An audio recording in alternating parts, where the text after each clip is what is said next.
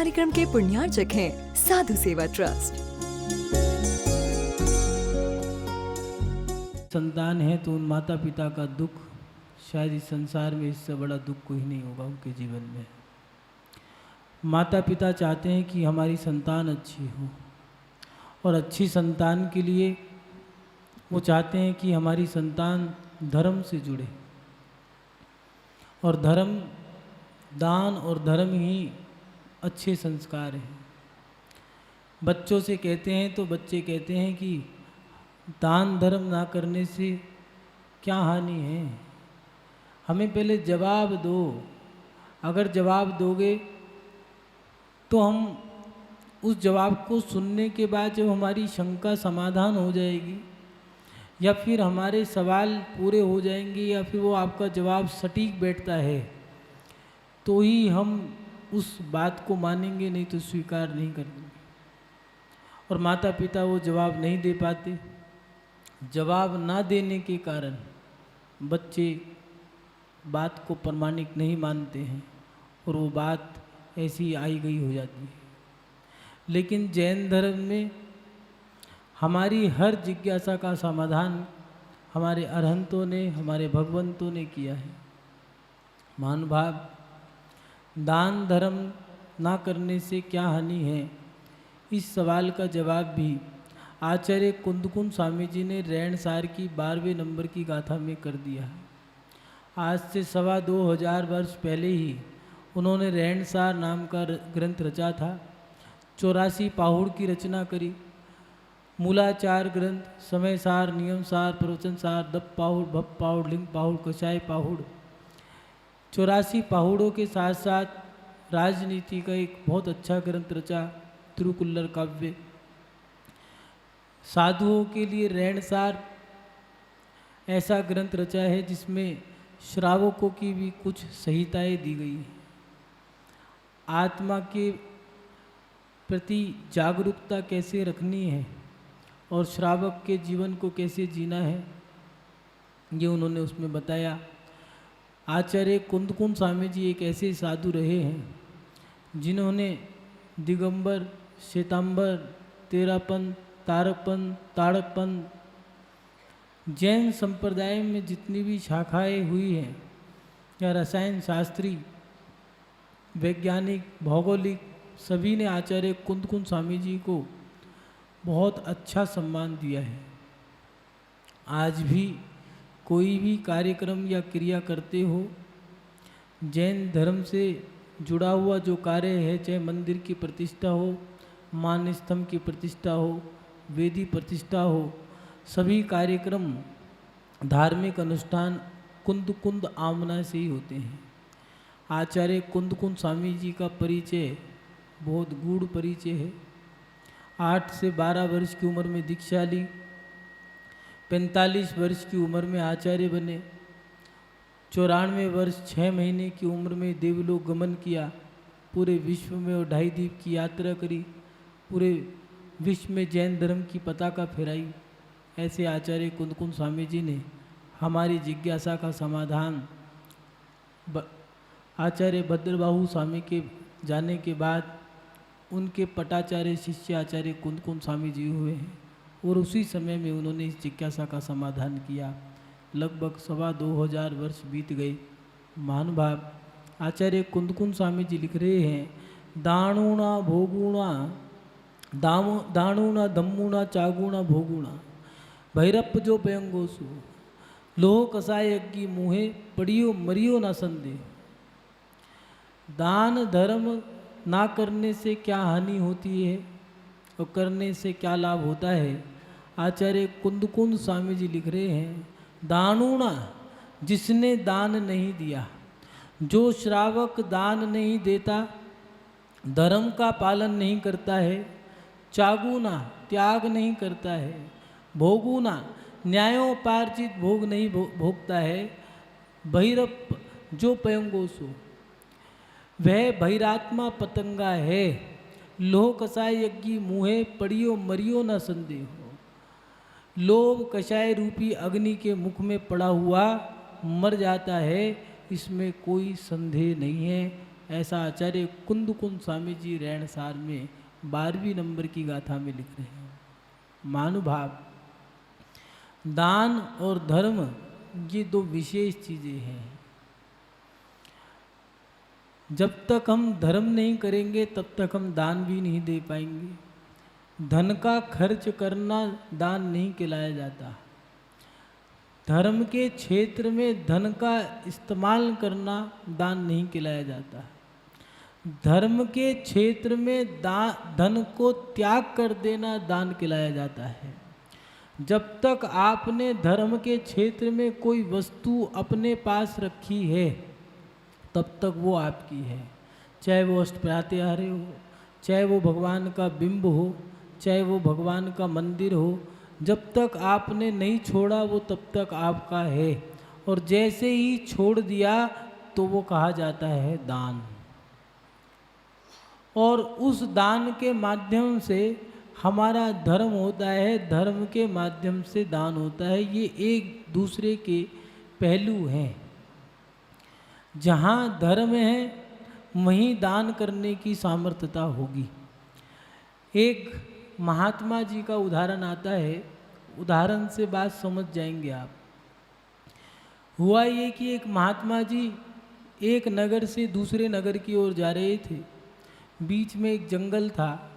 उस जंगल में जैसे ही वो प्रवेश करने वाले थे उससे पहले एक चबूतरा पड़ा, वहाँ वो बैठ गए, विश्राम करने लगे। एक सेठ जी ने ये क्रिया देखी, उन्हें लगा महात्मा जी अच्छे हैं, इनकी सेवा की जाए। महात्मा लोगों की सेवा करके व्यक्ति अपने आप को धन्य मानता है और उसके साथ साथ अपने तन का सदुपयोग हो जाता है। महात्मा जी से निवेदन किया गया। बहुत बार कहने के बाद महात्मा जी ने उसका निवेदन स्वीकार कर लिया और वो सेठ जी महात्मा जी को अपनी कुटिया में ले गए। अच्छी सी कुटिया जो महात्मा जी के लिए बनाई गई थी उसमें रुकाया। उनकी सारी व्यवस्थाएं की गई, गाय का दूध, नौकर चाकर और जो महात्मा जी को चाहिए थी वो सारी आवश्यकताएं पूरी हो गई। बहुत अच्छे से महात्मा जी की सेवा हो रही है। एक बार ऐसी ही और घटना घटी एक दिन कि एक महिला साध्वी थी, वो जब जा रही थी जंगल से तो सेठ जी ने उनसे भी निवेदन किया, उनको भी सेवा के लिए लेके आए। सेवा करी, साध्वी ने सेवा स्वीकार कर ली। जब भी साध्वी भोजन करती तो वो जिस बर्तन में भोजन करती वो सोने के पात्र थे। जब भी महात्मा जी सेठ जी कोई सामग्री उसे परोसते तो अपने झोले में से एक सोने का पात्र निकालती, भोजन करती और भोजन के बाद उन पात्रों को वो छोड़ देती। सेठ जी पूछते इनका क्या करना है, तो उन्होंने कहा मैंने छोड़ दिया, मतलब मैं एक पात्र में एक ही बार भोजन करती हूँ, उसको दोबारा इस्तेमाल नहीं करती। अब क्या है, महात्मा जी तो कभी दूध लाएं, कभी माल पूड़ी लाएं, जितनी बार खाएगी उतनी बार एक सोने का पात्र मिलेगा। साध्वी जी के तो मज़े हैं, इधर महात्मा जी के रोटी के भी लाले पड़ गए हैं। संसार का नियम है, जो कमा के देता है उसी की पूजा होती है।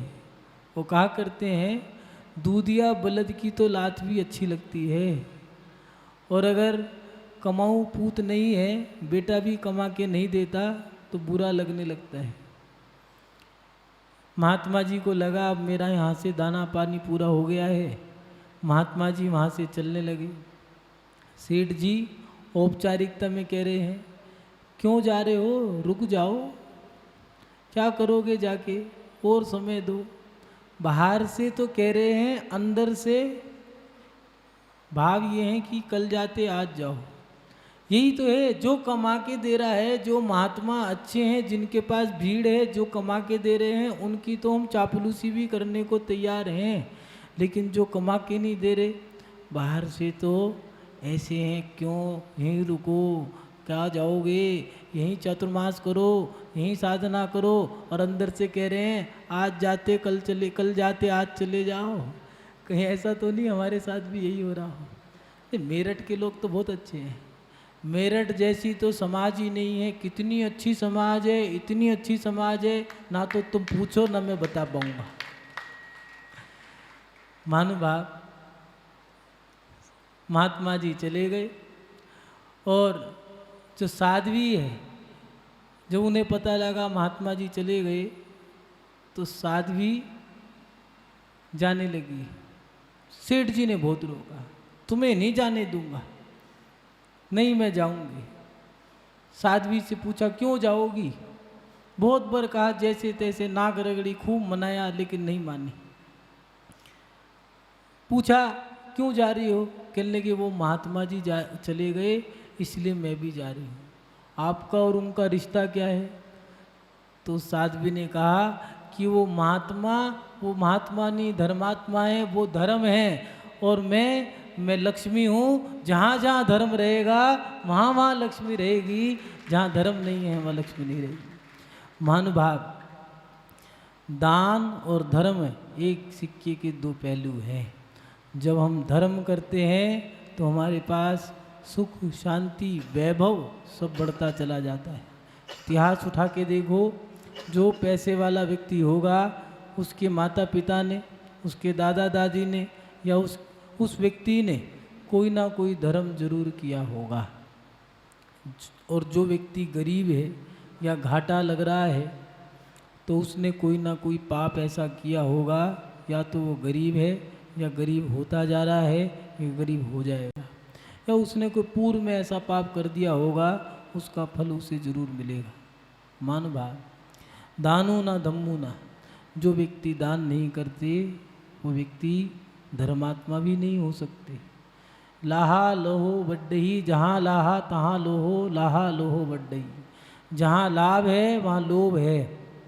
लाभ लोभ को बढ़ाने वाला है। लोभी व्यक्ति नियम से जैन धर्म की प्रभावना नहीं कर सकता, धर्म की प्रभावना कंजूस व्यक्ति नहीं कर सकता। उसके हाथ से छूटेगा ही नहीं। वो यही सोचता रहेगा, इसमें बचा लूँ, उसमें बचा लूँ, उसमें बचा लूँ, बचाते बचाते बचाते बचाते ऐसा आएगा, एक काम करो रहने दो, क्या करोगे करके खर्चा होगा। कंजूस मक्खी चूस कभी धर्म की प्रभावना नहीं कर सकता, यहाँ तक कि धर्म भी नहीं कर सकता। इसलिए धर्मात्मा व्यक्ति के लिए दिया है, राजा मुनिराज उनके लिए दिया है उदार दिल के हों। कंजूस व्यक्ति को दिगंबर साधु बनने का भी अधिकार नहीं है। क्यों? क्योंकि आशीर्वाद भी उदार दिल से दिया जाता है, कभी कंजूस व्यक्ति आशीर्वाद भी नहीं दे सकता। महानुभाव, दान देना, धर्मात्मा व्यक्ति धर्म करना ये सरल नहीं है।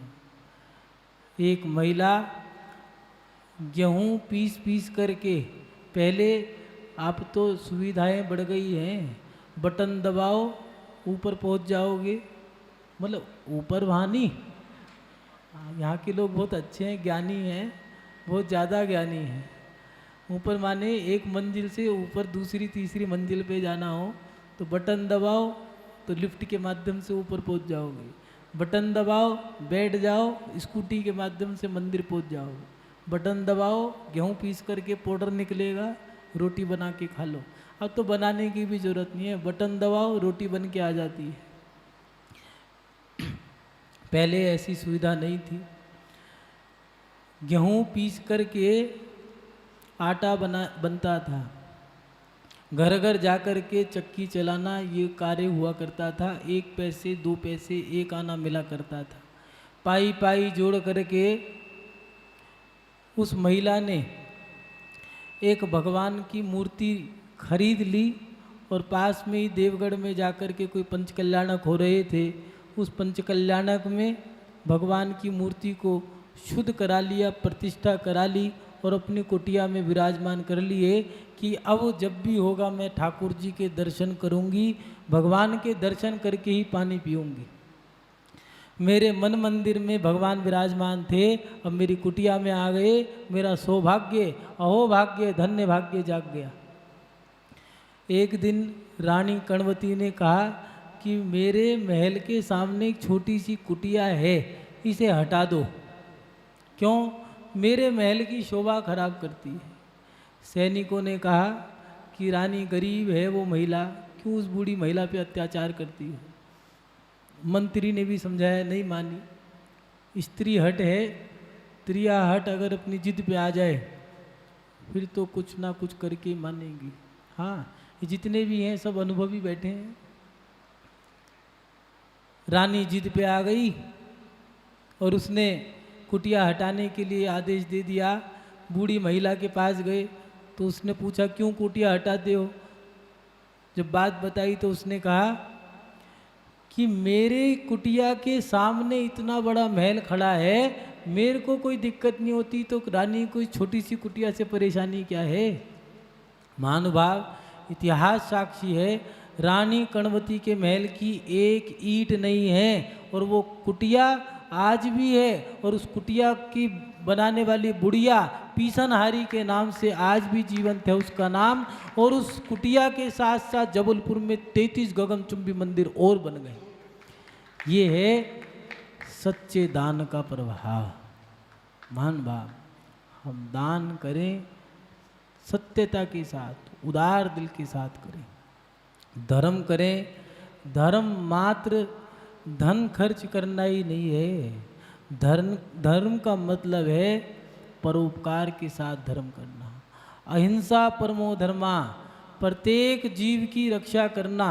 जैन धर्म एक ऐसा धर्म है जो कहा करता है कि जियो और जीने दो, ना तो मरना है ना मारना है। जैन धर्म में आत्महत्या के लिए भी दंड दिया गया है कि जिस घर में आत्महत्या हुई है, जिस व्यक्ति ने आत्महत्या की है उसके तो कर्म बंध ही गए, लेकिन जिन माता पिता के संतान ने आत्महत्या की है उनको भी दंड मिलेगा। 6 महीने तक दाना पानी उनका बंद है। क्यों? क्योंकि ये गलत कार्य है। धर्म के मायने हैं अहिंसा में धर्म का पालन करना। विचार करो, अपने हृदय पे हाथ रख के अपनी आत्मा से पूछो कि क्या सही मायने में तुम धर्मात्मा हो? जिनकी उम्र धर्म करते करते 60-70 साल की हो गई, जिनकी चप्पलें घिस गई मंदिर से, घर घर से मंदिर जाते जाते, जिन्होंने मूर्तियों को घिस घिस के आधा कर दिया, एक बार अपने हृदय पे हाथ रख के अपनी आत्मा से पूछो कि क्या किसी बूढ़ी महिला को मंदिर की सीढ़ी हाथ पकड़ के मंदिर पे दर्शन कराए? विचार करो, धर्मात्मा पना क्या हमारे अंदर है भी या नहीं है? चीख चीख के कह रहे हैं धर्मात्मा शिरोमणि, परम धर्मात्मा, धर्मात्मा, परम भक्त, लेकिन सही मायने में हम भक्त हैं या कम भक्त हैं? ये अपने आप से पूछो। भक्ति का रिजल्ट, धर्मात्मा का परिणाम स्वयं के पास है, दूसरे के पास नहीं है। पीत वस्त्र पहनने से धर्मात्मा नहीं बनते। सामग्री इस थाली से उस थाली में चढ़ाने से धर्मात्मा नहीं बनते। धर्मात्मा अपने अंतरंग के परिणामों से बनते हैं। वो परिणाम कितने शुद्ध हैं वो आप देखो। हमारे जीवन में दान है या नहीं है? धर्म, सच्चा धर्म है या नहीं है? जिस मंदिर में हम बैठ के पूजा कर रहे हैं या जिस पंडाल में बैठ कर के हम विधान कर रहे हैं, सोच बताना, अगर तुम पीछे बैठे हो और तुमसे छोटे वाला आगे बैठा है, अब बताओ पूजा में परिणाम है या उस कुर्सी में परिणाम लगे हुए हैं? जिस मुड्डे पे तुम बैठते हो उस मुड्डे पे कोई और बैठ जाए तो, या जिस नंबर पे तुम्हारा अभिषेक करने का नंबर है उस पे कोई और कर दें, अब बताओ कैसे परिणाम होंगे? या फिर जिस पद पे तुम बैठे हो, अध्यक्ष का, मंत्री का, धर्मात्मा का, उस पद को कोई और ले ले, अब बताओ कैसा लगेगा? क्या सही मायने में उस समय में भी हम धर्मात्मा ही हैं? अगर कोई काम हमसे बिना पूछे नहीं किया सच बताना, क्या अपने अंतरंग में ये भावना है चलो कोई बात नहीं बच्चे हैं, ऐसी भावना थी या ऐसी भावनाएं थी कि छोड़ेंगे नहीं चिंता मत करो? कहीं ना कहीं हम धर्म के मायने समझ नहीं रहे। धर्म के मायने सरलता, सहजता, उपकार, परोपकार की भावनाएं हैं। पहले भी वर्षगांठ मना करती थी, जन्म दिवस मना करते थे, तो सेठ जी या बुजुर्ग लोग कहा करते थे चलो वर्षगांठ मना लो या जन्मदिन मना लो, कोई नहीं तो बच्चा बड़ा हो गया शादी कर दो। क्यों? जिससे कि हर कार्यक्रम में, उत्सव महोत्सव में एक दान, कुछ धन दान निकलता था। उन लोगों की इच्छाएं होती थी कि कोई निमित्त बने, हम समाज में धर्म का कोई काम कर सके, प्याऊ लगवा सके, बावड़ी कर या कुएं खुदवा सकें, या स्कूल या फिर धर्म में किसी प्रकार से किसी निमित्त से चंदा दे सकें। लेकिन हमने वो परपाटियाँ बदल दी। वो परपाठी अब ये हो गई कि वर्षगांठ है तो चलो रिसोर्ट में या होटलों में, मंदिर में महिला मंडल है तो चलो संडे टू संडे, नहीं तो अष्टमी चौदस पे भी चलो करेंगे कट्टी पार्टी। इन कट्टी पार्टियों ने सबसे ज़्यादा दुकानदारी हमारी खराब करी। हमारा 3 से 4 का स्वाध्याय होता है, वही टाइम कट्टी पार्टी का है। हाँ, जिस समय मीटिंग का समय होता है वही समय हमारे प्रवचन का है, और उसी समय में हमें बैठ करके भोजन करना है, मीटिंग करनी। धर्म, हमने जो धर्म के मायने थे वो बदल दिए, और हमने जो धर्म के मायने नहीं थे उनको स्वीकार कर लिया। मानुभाव, दान, धर्म, ये हमारे जीवन के 2 स्तंभ हैं। उसके साथ साथ त्याग, सही मायने में त्याग अगर हम करते हैं तो त्याग के माध्यम से हमारी आत्मा का मंजन होता है और मन का रंजन होता है। एक कौए का मांस का त्याग किया था, मात्र कौए के मांस का त्याग करके वो पुरुरवा भील, दो दृष्टांत आते हैं एक से, एक पुरुरवा भील का, एक खदिर सागर भील का। दोनों ने कौए का मांस का त्याग करा था, और कौए का मांस का मात्र त्याग करने से एक महावीर स्वामी बनकर के मोक्ष चला गया, और एक राजा सैनिक बनकर के आने वाले भविष्य से तीर्थंकर बन के मोक्ष जाएगा। महानुभाव, हमारे अंदर त्याग की भी भावना हो, हमारे जीवन में त्याग के भाव दृढ़ता से हों। आज हमने अंतरंग से त्याग के परिणाम खत्म कर दिए हैं, इसलिए रात्रि भोजन का त्याग करना, क्रोध का त्याग करना, अहंकार का त्याग करना, कषायों का त्याग करना, ये दुर्लभ होता जा रहा है। ऐसा नहीं है रात्रि भोजन त्याग नहीं कर रहे, मंद कषाय नहीं है, हैं, लेकिन जो व्यक्ति त्याग नहीं करते उनके जीवन में बड़ा कठिन है। कुछ लोगों के जीवन में तो ऐसी ऐसी चीज़ें हैं, उन्होंने लत पाल ली है। जैसे नशे की सबसे छोटी जो इकाई है वो कहते हैं चाय।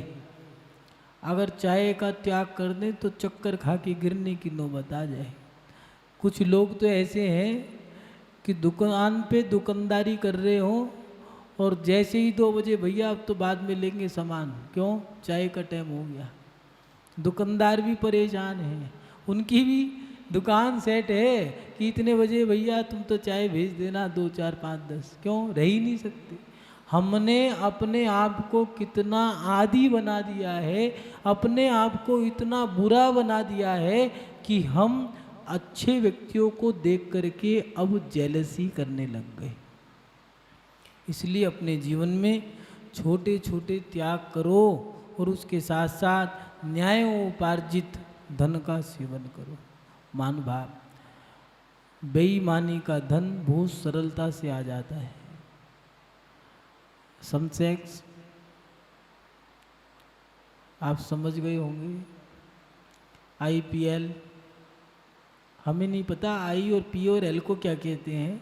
आप समझ जाना IPL को क्या कहते हैं। लेकिन इस तरीके से आया हुआ धन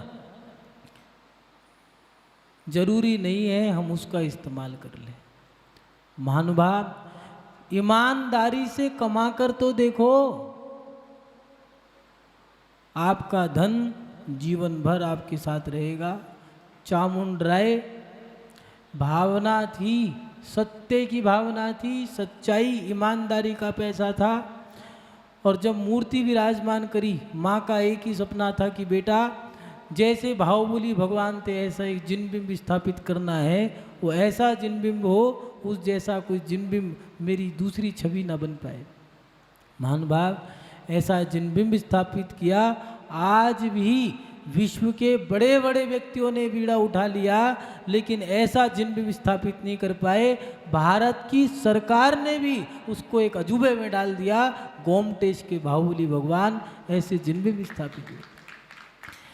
दान की भावना, धर्म की भावना, न्याय उपार्जित धन, जब हमारा ये सब भावनाएं जब इकट्ठी हो जाती हैं और जब हमारा न्याय उपार्जित धन भी लग जाता है, तो वो धन वो धर्म बन जाता है और वो धर्म एक इतिहास बन जाता है।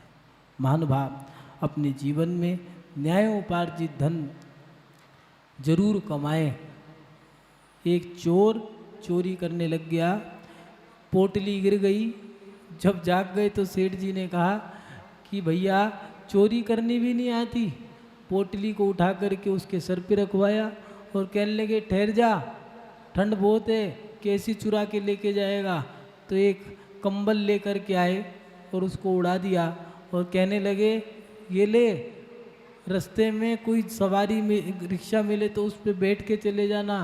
पुराना 5 का नोट रखा था, दे दिया। घर गया, माँ ने पूछा क्या लाया, कहने लगे कुछ नहीं, आज तो कोई पागल मिल गया। पोटली भी सर पे रखवाई, कंबल भी दिया और 5 रुपये का नोट भी दिया। तो उसकी माँ ने कहा जहाँ से लाया है वहीं वापस दिया, लगता है तू बनारसी दास के घर चला गया, उसका ईमानदारी का पैसा है, हमें पचेगा नहीं, लौट जा, वापस दे के आ।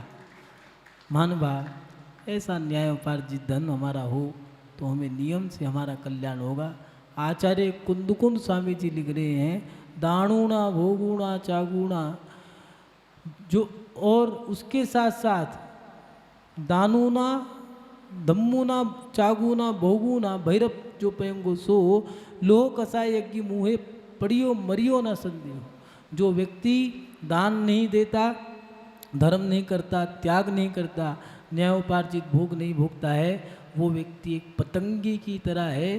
पतंगा अग्नि के चारों तरफ चक्कर लगाता रहता है और आखिरी में अग्नि में जल के मर जाता है। इसलिए अपने जीवन में न्यायोपार्जित भोग को भोगते हुए, दान त्याग धर्म को करते हुए अपनी आत्मा का कल्याण करें। आज आप वेदी प्रतिष्ठा महोत्सव का द्वितीय दिवस मना रहे हैं। पहले भी बताया था, पंच कल्याणक आचार्य परमेष्टि कराते हैं।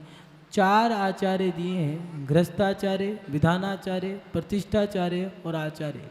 चारों के समागम से एक पाषाण परमात्मा बनता है।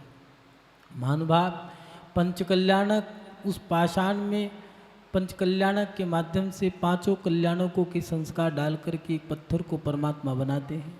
लेकिन उस परमात्मा को किसी आसन पे विराजमान करने का काम श्रावकों का होता है, ये साधु नहीं कर सकते। आरंभ सारंभ हमारा काम नहीं है। इस कार्यक्रम के पुण्यार्चक थे साधु सेवा ट्रस्ट।